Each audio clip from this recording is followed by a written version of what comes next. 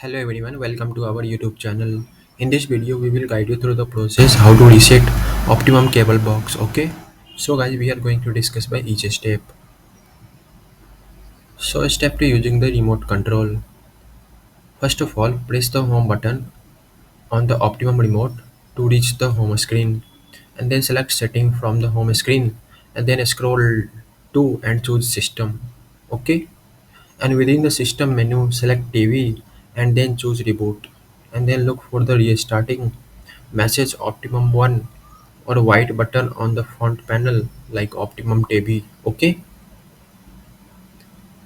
and step 2, using the cable box power button. So how to use this? First of all, locate the power button and find the power button on the front panel of your Optimum 1 or Optimum TV box. Okay, and initiate the reset.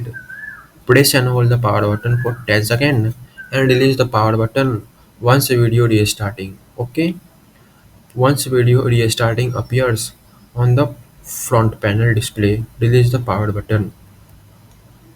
So this is the all step. Thanks guys.